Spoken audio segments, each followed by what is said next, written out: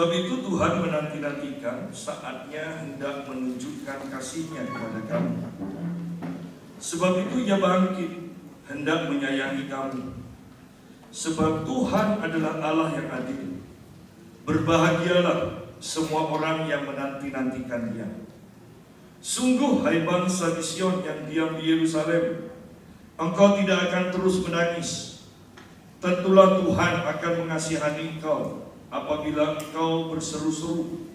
Pada saat Ia mendengar teriakmu, Ia akan menjawab.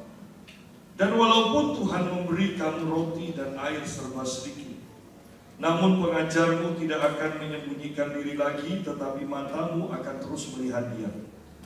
Dan telingamu akan mendengar perkataan ini dari belakangmu. Inilah jalan, berjalanlah mengikutinya. Entah kamu menganan atau mengiri. Kita berhenti sampai sini dulu. Judul perikopnya adalah janji keselamatan bagi Sion. Banyak orang berseru kepada Tuhan. Banyak orang mempunyai keinginan. Banyak orang mempunyai pengharapan. Tetapi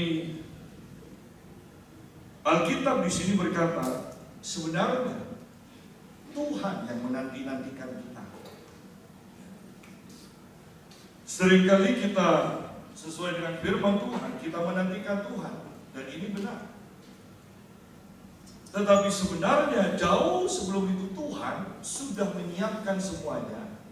Dan Tuhan menantikan kita itu untuk diam. Ketika kita diam, ketika kita berharap pada Tuhan, ketika kita menunggu, barulah Tuhan bangkit menyediakan semua yang kita butuhkan.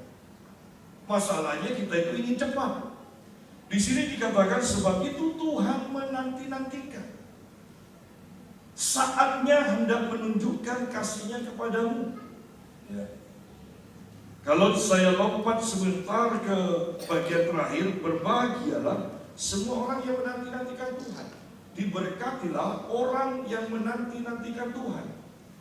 Yang jadi masalah adalah ayat 15, begini firman Tuhan. Sebab beginilah firman Tuhan Allah yang Maha Kudus, Allah Israel. Dengan bertobat dan tinggal diam, kamu akan diselamatkan. Dalam tinggal tenang dan percaya terletak kekuatan. Nah, ayat selanjutnya ini menyedihkan sekali. Di sini dikatakan, tetapi kamu enggak. Kamu tidak mau diam. Kamu tidak mau percaya kepadaku.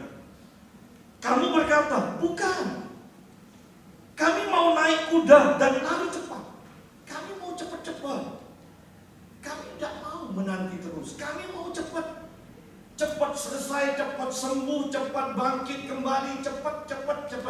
Ya.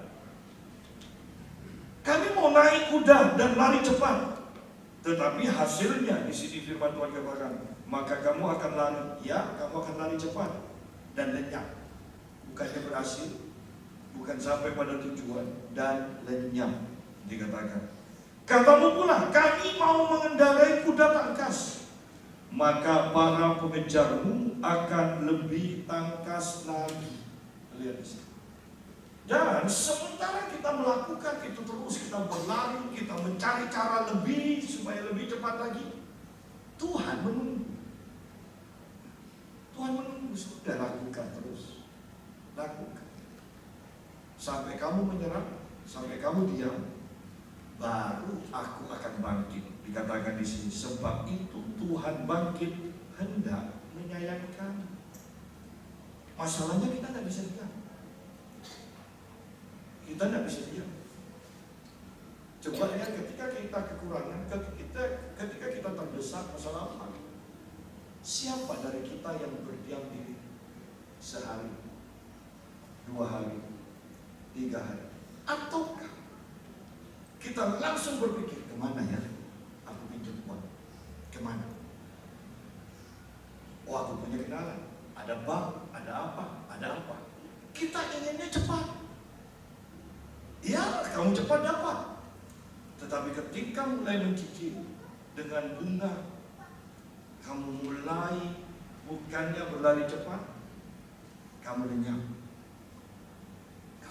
Dan ini yang dialami oleh banyak orang. bahkan termasuk orang Kristen. Tetapi mari sore hari ini perhatikan ayat firman ini. Tuhan menanti-nantikan kita untuk kita diam. Untuk kita hanya berharap kepada Tuhan. Tunggu Tuhan bekerja. Kalau kita perhatikan di dalam kitab Keluaran, setiap Tuhan mau bekerja, mau mengadakan mukjizat, selalu Musa itu atas perintah Tuhan berkata kepada bangsa Israel, kuduskan dirimu, berpuasalah 3 hari. Baru setelah itu Tuhan akan bekerja. Artinya kan selama 3 hari mereka diam. Mereka menunggu Tuhan. Dan setelah hari ketiga Tuhan baru bekerja. Tetapi banyak orang akan berkata, ini bekerja aja tidak cukup, apalagi diam. Aku butuh segera. Nyari kesana kemari aja tidak dapat, apalagi diam. Namanya orang kan harus berusaha. Tetapi ingat, di sini yang menjanjikannya Tuhan yang akan berusaha. Tuhan menanti-nantikan sampai engkau diam. Karena ketika kau diam, Tuhan yang bangkit. Tuhan yang bangkit. Banyak orang terus gagal karena tidak bisa diam. Banyak orang yang terus gagal. Saya ingat perjalanan saya bersama istri saya dengan honor 20.000. Bahkan ketika anak saya berkata ingin daging, kami tidak punya uang untuk beli daging. Dan kami hanya berkata doa Tuhan. Masih bayi, hanya kan itu kan anggaplah latah atau apa orang Kristen kan doa. Dan sore hari maghrib, hampir maghrib, tetangga itu nganter nasi. Anda tahu orang Madura kalau nganter nasi banyak kan? Dagingnya 1. Dan itu yang kami kasih kepada dia. Tuhan menyediakan, bukan waktu kita. Bahkan untuk beli semangka, saya harus tunggu waktu Tuhan karena memang tidak ada uang. Ingin semangka, satu saat punya uang dan beli semangka. Masalahnya kita tidak punya. Kita itu disangka sama tetangga itu kaya karena tidak punya kulkas. Padahal kan kalau soal makanan, GBPS ini kan limpah kan. Makanya setiap ada makanan sisa dikasihkan ke tetangga. Bukan karena terlalu dermawan, tapi karena memang tidak punya tempat penyimpanan. Dan kami beli semangka. Setelah beli semangka, habis pertama, enak, puas. Tetangga datang. Ini loh ada semangka. Ya, sudah mulai. Ya, kan semangka dengan 2 bayi, ya 2 anak yang masih kecil. 1 semangka kan itu kan lebih dari cukup. Sekarang ada lagi. Puji Tuhan. Kemudian Rosa datang dari Mojokerto, bawa oleh-oleh. Semangka lagi. Aduh. Lihat di sini bahwa ketika kita diam, ketika kita memang sudah. Mungkin Anda berkata, enak Pak Yusa, diam karena tidak punya apa-apa. Iya, pokoknya diam. Mau tidak punya apa-apa atau punya apa-apa, belajar berdiam, memberikan kesempatan Tuhan bangkit untuk melimpahkan apa yang sebenarnya sudah disediakan. Ingat, sebenarnya sudah disediakan. Hanya Tuhan itu kan membiarkan kita. Nah, kalau mau lari cepat, kalau mau cepat silakan. Ini belum waktunya, karena Tuhan selalu punya waktu kan. Ketika ibunya Maria di Kana itu berkata, mereka butuh ampun. Ibu belum waktu. Tapi kan Maria tahu bahwa Tuhan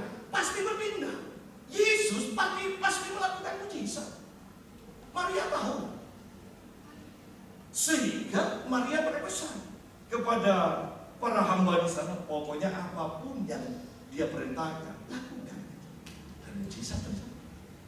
Ya. Tetapi ingat, ada waktunya. Yesus kata, belum waktunya. Jangan keburu. Jangan keburu. Di sini pun, sebab itu Tuhan menanti-nantikan, ada waktunya. Sementara kita menantikan waktu Tuhan, diam. Jangan cari pertolongan kemana-mana. Bangsa Israel sudah Tuhan suruh jangan ke Mesir, tapi mereka pergi ke Mesir. Dan ternyata setiba di Mesir, Mesir tidak bisa membantu. Kami mau lari cepat, ternyata mereka lari dan lenyap, bukan sampai pada tujuan. Kembali kepada pembahasan kita, Tuhan menanti-nantikan. Bisakah kita diam? Tuhan menanti-nantikan saatnya. Tuhan punya waktu. Dan pada waktu yang tepat Tuhan pasti dikatakan hendak menunjukkan kasih-Nya kepada kamu. Perhatikan bahwa sebelum kita punya masalah, pada waktu kita punya masalah, pada waktu kita berjalan dengan keinginan kita sendiri, Tuhan itu tunggu. Tetapi yang harus kita perhatikan, dari awal Tuhan sudah mengasihi kita. Karena di sini dikatakan hendak menunjukkan kasih-Nya kepada kamu. Hanya Dia nunggu. Kasih-Nya sudah ada, sudah disiapkan. Ada. Dia mengasihi kita. Masalahnya kita terlalu cepat bertindak. Dia mengasihi kita. Dia tunggu waktu untuk menunjukkan betapa kasih-Nya kepada kita. Sebab itu Ia bangkit, hendak menyayangi kamu.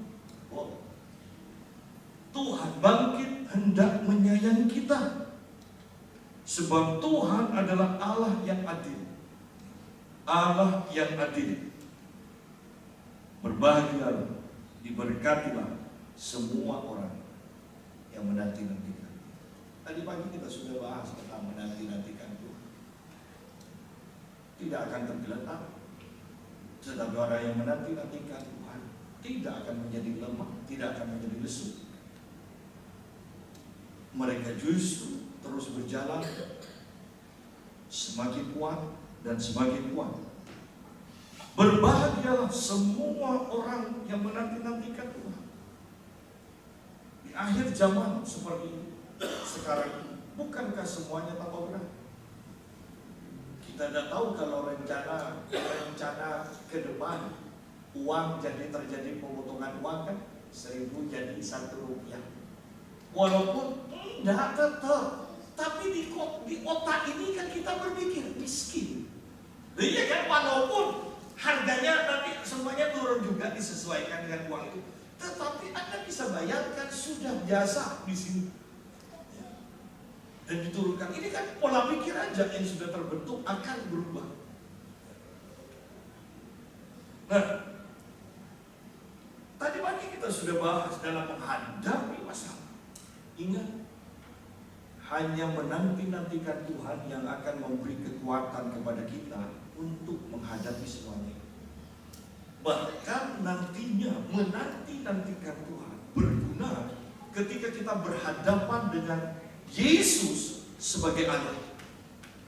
Karena dikatakan engkau tidak akan tahan berhadapan dengan Yesus sebagai Allah kalau engkau tidak terbiasa menanti-nantikan Tuhan. Tidak akan tahan.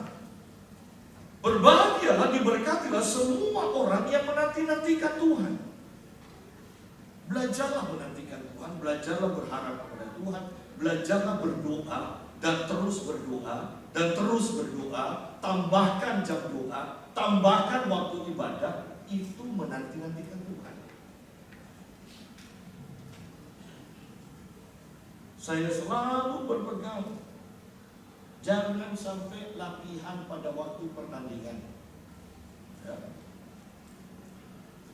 Jangan sampai latihan pada waktu pertandingan. Yesus berdoa sebelum dia disalib, bukan pada waktu disalib. Banyak orang Kristen berdoa pada waktu sudah ada dalam masalah. Seharusnya kita berdoa sebelum ada masalah, supaya engkau kuat menghadapi masalah, supaya engkau mampu menyelesaikan masalah, supaya Tuhan bekerja sama ketika engkau menghadapi masalah. Nah, berbahagialah, diberkatilah semua orang yang menanti-nantikan Tuhan. Sungguh, hai bangsa di Sion yang diam di Yerusalem, bangsa di Sion yang diam di Yerusalem. Ingat, di atasnya itu ada bangsa Israel yang pergi ke Mesir. Ini tidak diuntukkan mereka. Ini diperuntukkan orang yang menantikan Tuhan, yang berharap kepada Tuhan. Sion dikepung, Yerusalem dikepung, tetapi mereka tetap ada di Sion. Dan sekarang firman Tuhan, sungguh hai bangsa di Sion yang diam di Yerusalem, bukan yang pergi ke Mesir, bukan yang naik kuda cepat, bukan, tetapi yang tetap diam. Yang tetap diam. Sungguh hai bangsa di Sion yang diam di Yerusalem, engkau tidak akan terus menangis.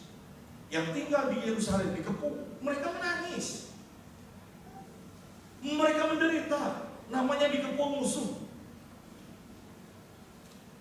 Tetapi firman Tuhan datang, engkau tidak akan terus menangis.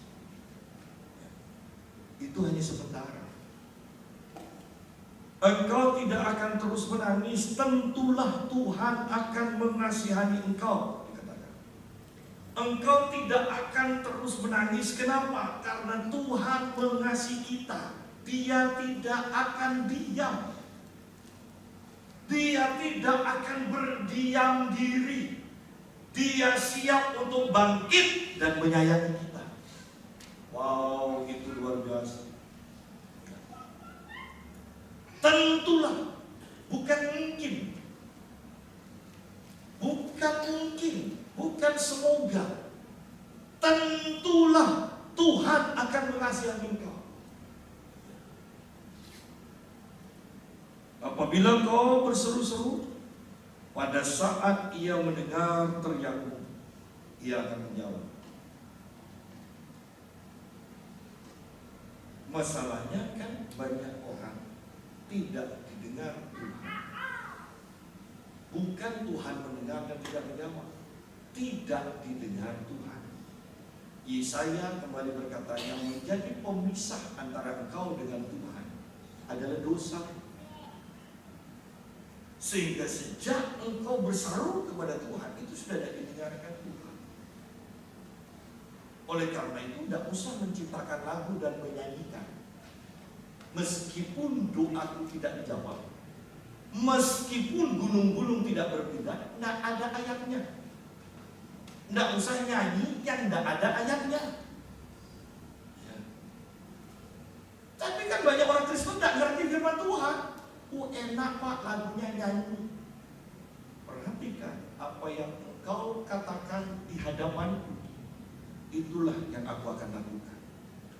Ketika kita menyanyi, meskipun gunung-gunung tidak berpindah, maka itulah yang Tuhan akan kerjakan.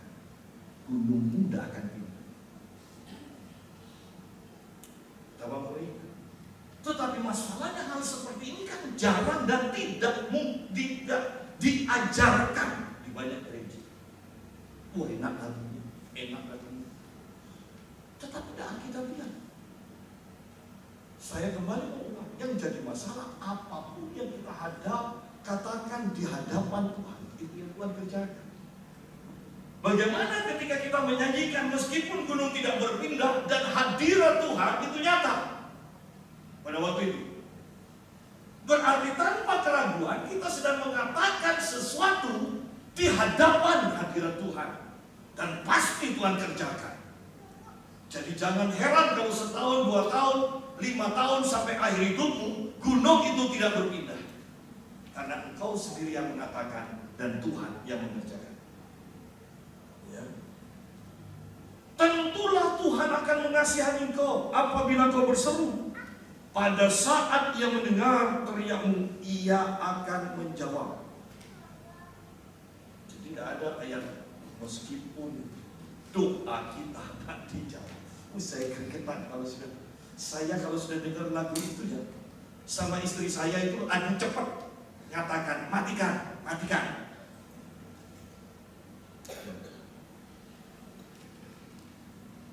Ini kalau yang nyiptakan lagu dengan khotbah saya seru juga. Ia akan menjawab, perhatikan. Ia akan menjawab. Tidak mungkin Tuhan tidak menjawab. Ingat, Dia Bapa kita, kita adalah anaknya.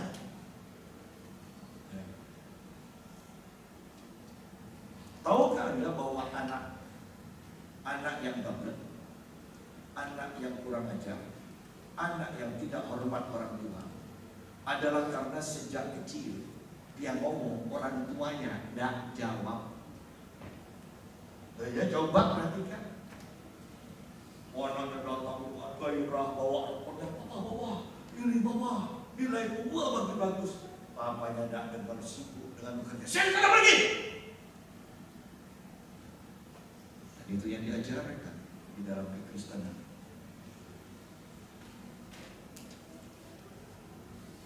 Hati-hati dengan pengajaran akhir zaman.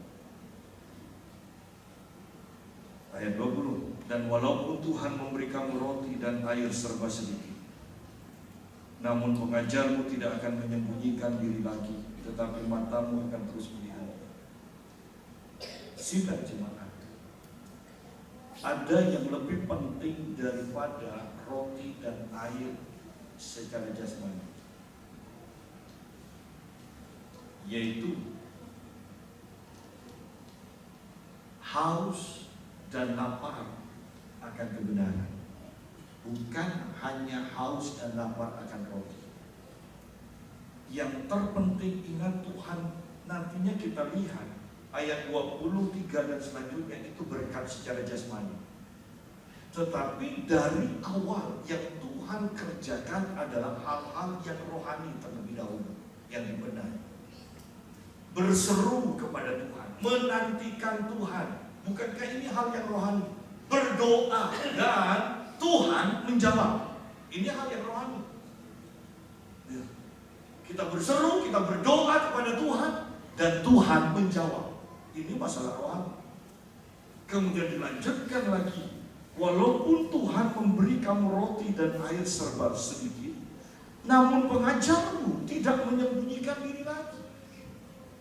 Untuk apa kita kelimpahan makanan dan minuman, tetapi tidak pernah lihat Tuhan, tidak pernah dengar Tuhan, tidak mengenal, tidak pernah merasakan hadirat Tuhan.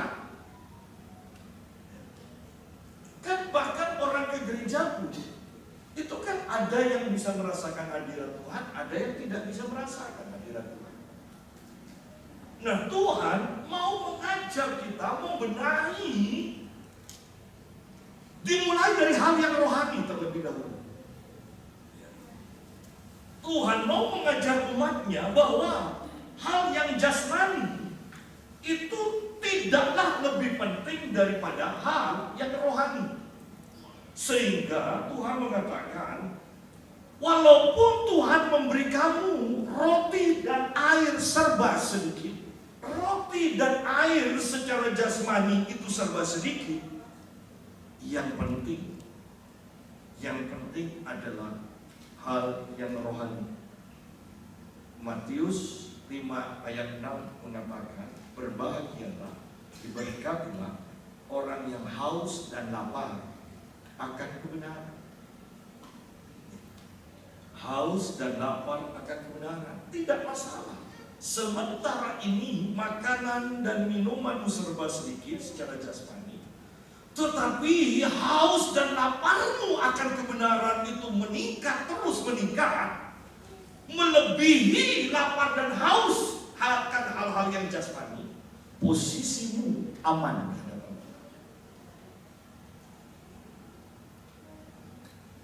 Tetapi kalau jujur, bukankah kita suka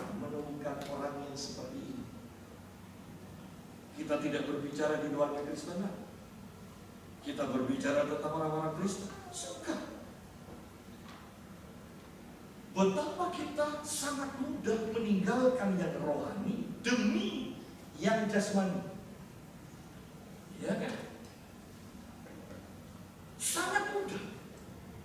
Berarti kita belum sampai dalam firman ini.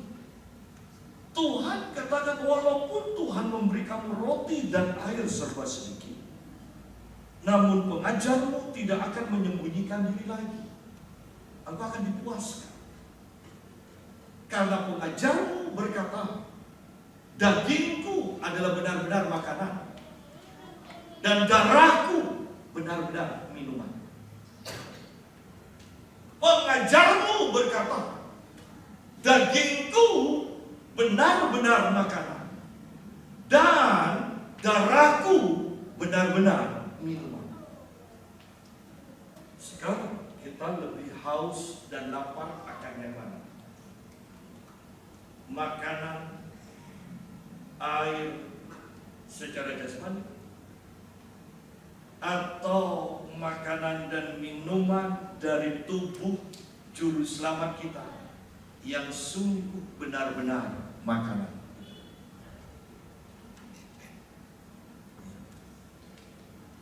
Dan walaupun Tuhan memberi kamu roti dan air serba sedikit, namun pengajarmu tidak akan menyembunyikan diri lagi. Untuk apa? Makanan, minuman, uang melimpah, tapi Tuhan menyembunyikan diri. Anda perhatikan kalau di dalam perjanjian lama itu seringkali dikatakan begini, Tuhan datang, Tuhan hadir, Tuhan menampakkan diri. Kemudian saya itu sepilu ketika kalau membaca, lalu Tuhan meninggalkan mereka, berbalik dan meninggalkan. Anda boleh baca Alkitab di perjanjian lama sering seperti itu. Lalu Tuhan berbalik dan meninggalkan. Tuhan berbalik dan meninggalkan. Itu kalimat-kalimat yang sangat menyedihkan kalau saya baca itu. Di sini lihat posisi kita ada di mana. Apakah pengajarmu menyembunyikan diri terhadap engkau? Dan kau hanya bisa melihat untung besar, untung besar, untung besar. Tetapi kau tidak bisa melihat wajah pengajar. Engkau tidak bisa merasakan kehadiran pengajar. Engkau tidak pernah melihat Tuhan. Yang engkau dengar selalu dikatakan, ingat Tuhan itu nyata. Dia lebih nyata dari segalanya, dari yang bisa kita lihat dan kita dengar. Tetapi sungguh-sungguhkah kau mengalami Allah yang nyata itu? Ataukah Allah selalu menyembunyikan diri dan kau tidak pernah melihat dia? Engkau tidak pernah mengenal dia? Wow, ini akhir zaman, waktunya tinggal sedikit. Bagaimana pengalaman rohani kita? Bagaimana iman kita? Bagaimana kekristenan kita? Bagaimana nanti kalau Tuhan sudah ada di hadapan kita? Oh, persiapkan diri kita. Sungguh persiapkan diri kita. Pengajarmu tidak akan menyembunyikan diri lagi, tetapi matamu akan terus melihat dia. Bukan matamu akan melihat dia, tetapi matamu akan terus melihat dia. Tidak tertarik dengan makanan, minuman secara jasmani. Itu hanya sekedar untuk kita hidup, bukan sesuatu yang menggairahkan bagi kita. Kenapa? Yang menggairahkan itu adalah yang mengarahkan mata kita kepada itu, tujuan itu seterusnya. Di sini dikatakan, matamu bukan akan melihat dia, matamu akan terus melihat dia.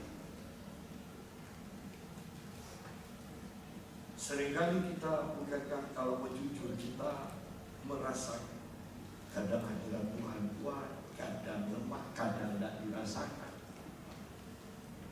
Tetapi mari kembali kepada firman ini, bahwa Tuhan menginginkan dan Tuhan pasti turut bekerja sama kan dengan keinginannya. Menginginkan apa? supaya mata kita terus tertuju kepada Dia. Dan ketika kita merindukan itu terjadi, maka Tuhan akan menolong kita.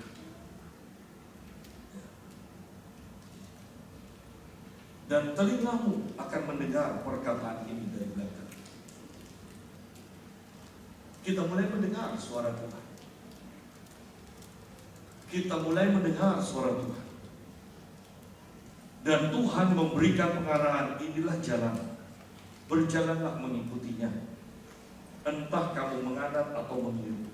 Nah, ada orang yang bisa melihat, mendengar suara Tuhan. Oh ya, jadi masalah. Jangan puas hanya mendengar, karena engkau tidak diberkati ketika engkau mendengar. Ketika engkau mengikuti, melakukan arahan dari suara itu, baru engkau akan diberkati. Akhir-akhir ini saya sudah berkata, jangan puas dengan hanya mengerti. Doa banyak kuasa, banyak manfaat. Jangan puas. Mulailah berdoa, baru kau akan menikmati manfaat. Jangan hanya mengerti soal perpuluhan.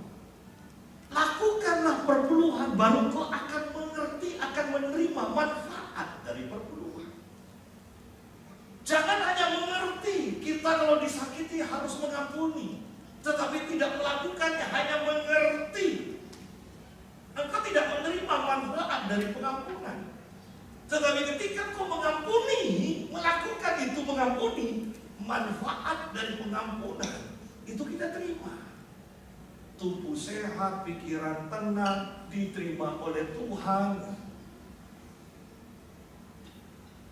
Lakukan. Di sini dikatakan, telingamu akan mendengar perkataan ini dari belakang.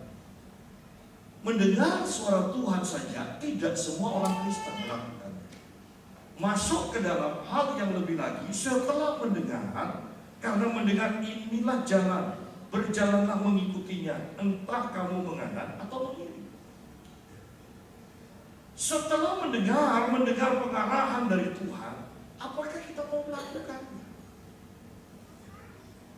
Apakah mau melakukannya? Ketika kita melakukannya, maka kita akan masuk lagi ke dalam tahap selanjutnya.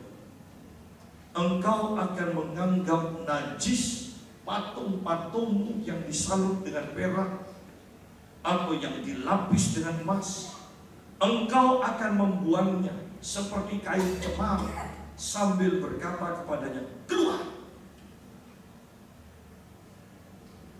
Bahwa kita sampai ke dalam tahap mengasihi Tuhan dengan segenap hati, segenap jiwa, kekuatan, dan akal budi.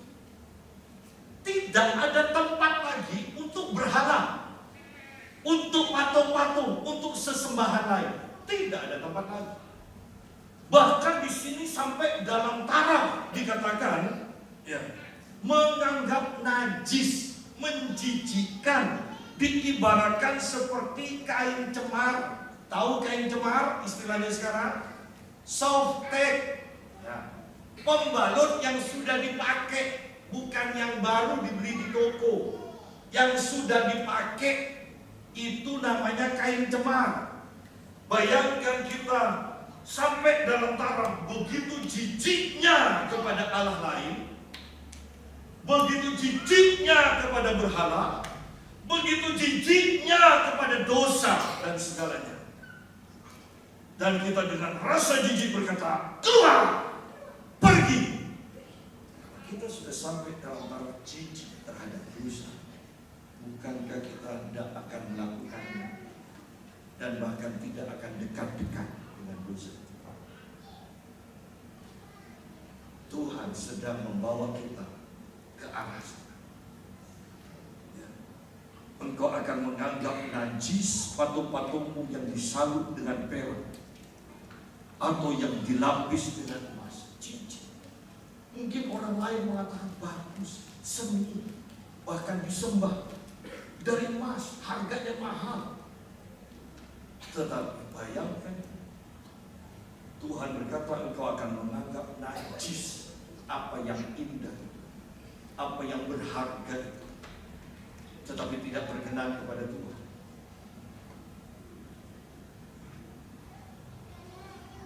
Engkau akan membuang, engkau menganggap najis, engkau membuangnya seperti kain cemar, dikatakan, sambil berkata kepadanya, keluar. Ini berbicara tentang kekudusan, bahwa engkau hanya mau dekat dengan Tuhan, tidak mau dekat dengan berhala yang lain. Ini berbicara kekudusan kita, mengasihi Tuhan dengan segenap hati, dengan segenap jiwa, dengan segenap akal budi, dengan segenap kekuatan. Perhatikan kata segenap, berarti tidak ada setitik pun untuk hal yang lain. Semuanya sudah dipenuhi dengan mengasihi Allah. Semuanya sudah dipakai untuk mengasihi Allah, sehingga tidak ada bagian lain yang kita bisa pakai untuk mengasihi yang lain. Bahkan sampai dalam taraf jijik di sini. Setelah itu, lihat di sini, doa, mempunyai pengalaman doa, mengerti doa yang berkuasa, doa yang dijawab Tuhan, bisa melihat Tuhan, merasakan hadirat Tuhan, mendengar suara Tuhan, dan hidup dalam kekudusan, fokus hanya kepada Tuhan. Baru ayat 23 berkata, lalu Tuhan akan memberi hujan bagi benih yang baru kamu taburkan di ladang. Baru Tuhan akan memberkati usaha. Seringkali yang kita umat Kristen lakukan ketika kita terdesak, selalu kita mencari penyelesaian yang penting.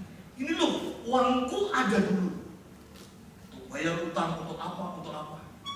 Kita cara kerja Tuhan. Sebenarnya kita kan selalu nanti kalau sudah kaya baru sungguh-sungguh sama Tuhan.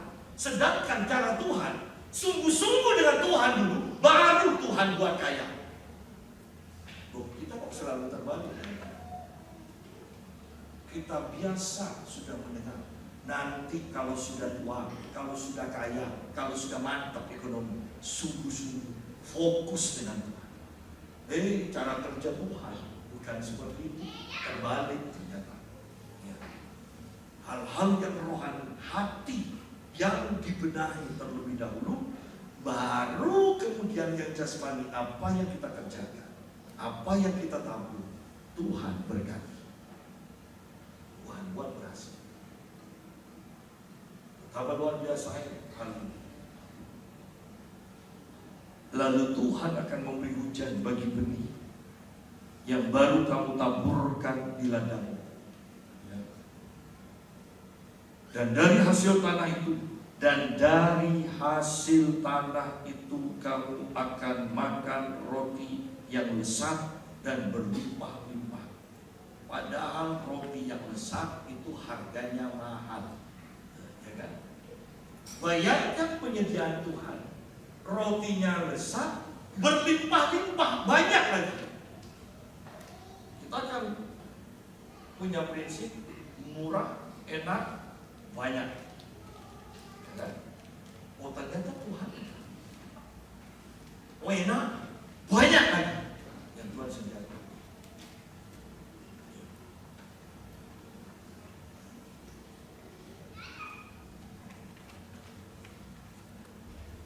Ketika saya ke Surabaya, saya diajak makan bersama istri saya dan beberapa kenalan.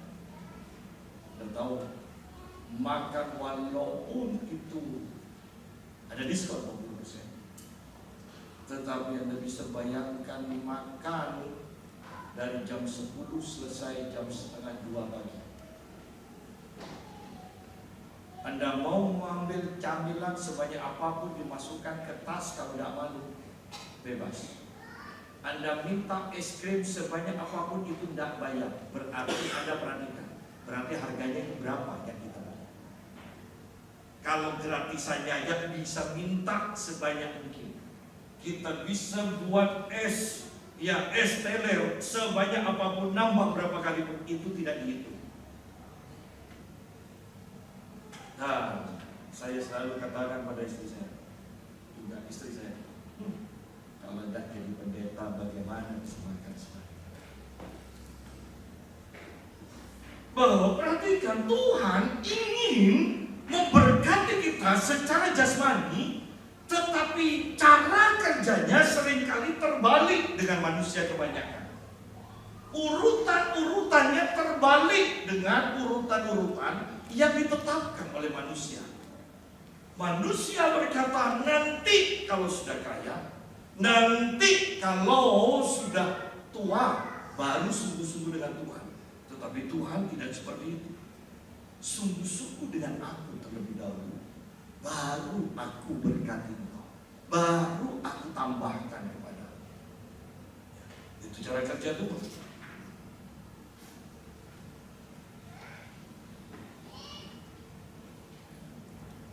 Lalu Tuhan memberi hujan bagi benih yang baru kamu taburkan di ladangmu. Dan dari hasil tanah itu, perhatikan kalau kau sudah diberkati Tuhan, selalu ada hasil. Di sini dikatakan, dan dari hasil tanah itu, kamu akan makan roti yang lezat dan berlimpah-limpah. Pada waktu itu ternakmu akan makan rumput di padang rumput yang luas. Ternak itu kan yang mengerjakan sawah kita, ladang kita. Kalau kau memang sungguh-sungguh diberkati Tuhan, anak buah, karyawan akan hidup layak. Ya, jangan sampai tuannya makan steak. Ya. Terus anak buahnya hanya makan kangkung terus.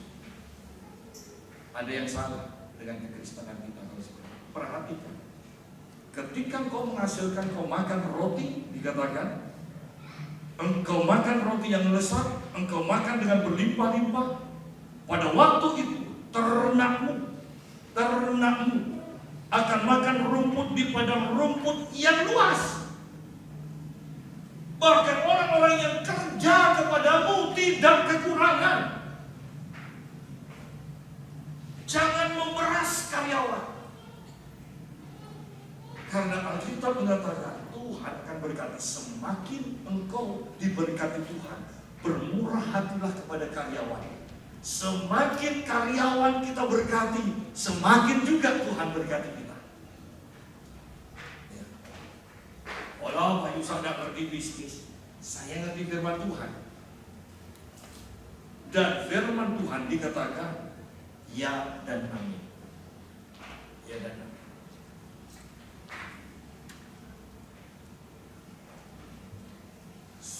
Istri saya punya tante di Lombok, dan dikatakan dia punya toko emas, dan orang yang kerja dengan keluarganya gajinya 2 kali lipat dibandingkan kerja di tempat lain, dengan satu syarat, kalau tidak jujur tidak ada ampun doa. Dan mereka tahu kalau keluar mereka akan dapat, seandainya masih dapat kerja, mereka dapat penghasilan yang tidak akan sebanyak di mana mereka kerja.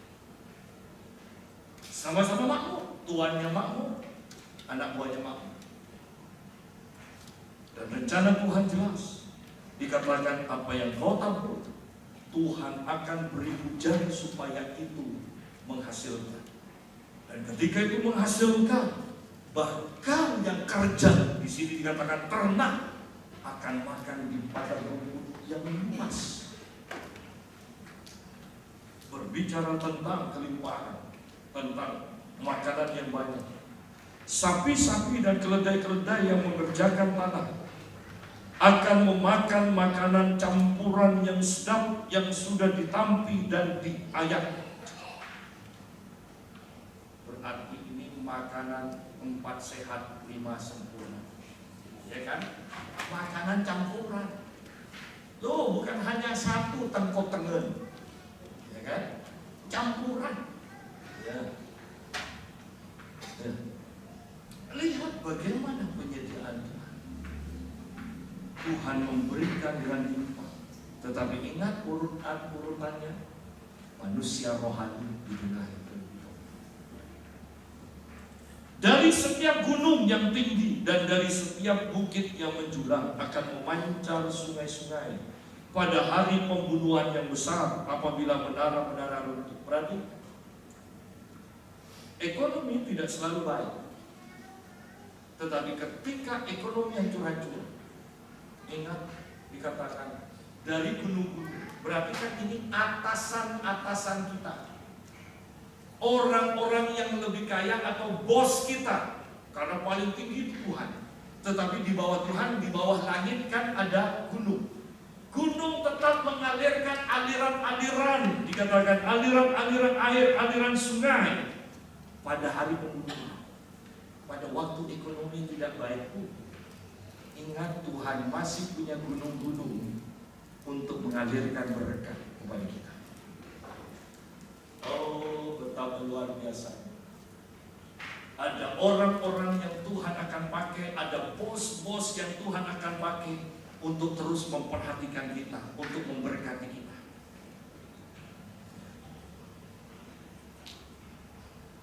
Bahkan pembunuhan, bahkan menara-menara runtuh dikatakan. Selanjutnya, terakhir, maka terang bulan purnama akan seperti terang matahari terik, dan terang matahari terik akan 7 kali ganda, yaitu seperti terangnya 7 hari pada waktu Tuhan membalut luka umatnya dan menyembuhkan bekas pukulan. Nah, lihat di sini bahwa pada akhirnya Tuhan tidak mempersiapkan kita untuk hidup kekurangan, untuk pas-pasan, tetapi Tuhan menyiapkan kepada kita, engkau akan berhasil dan engkau akan mengalami peningkatan. Di sini dikatakan terang bulan purnama akan seperti terang matahari terik. Terangnya berapa kali lipat? Ya, bahkan dan terang matahari terik. Berarti kan sudah itu sangat limpah. Matahari terik akan 7 kali ganda. Selain itu berbicara secara harfiah 7 kali ganda. Secara arti Alkitab 7 berarti sempurna. Bahwa Tuhan menyediakan kesempurnaan dalam apa yang kita kerjakan. Oleh karena itu pada akhirnya kita akan berkata, bahkan bekerja pun itu ibadah, istilahnya dari yang sebelah. Tetapi mengertikah mereka apa yang dimaksud dengan ibadah, kerja itu ibadah? Ini yang terjadi. Ini yang dimaksud. Bahwa Tuhan yang bekerja, Tuhan yang memberkati, Tuhan yang memberikan kelimpahan, Tuhan yang memberikan peningkatan. Tidak mungkin hanya tetap seperti itu saja. Firman Tuhan berkata 7 kali ganda. Berbicara peningkatan, pelipat gandaan, berbicara tentang kesempurnaan yang Tuhan sediakan. Tuhan menyediakan dan Tuhan sedang menanti-nantikan kita. Apakah kita mau diam? Ketika kita sudah diam, kita berharap pada Tuhan, kita menantikan Tuhan, maka dikatakan Tuhan akan bangkit, Tuhan akan bekerja, Tuhan akan memulihkan, Tuhan akan menyembuhkan luka kita, Tuhan akan memberikan keberhasilan 7 kali ganda. Tuhan memberkati.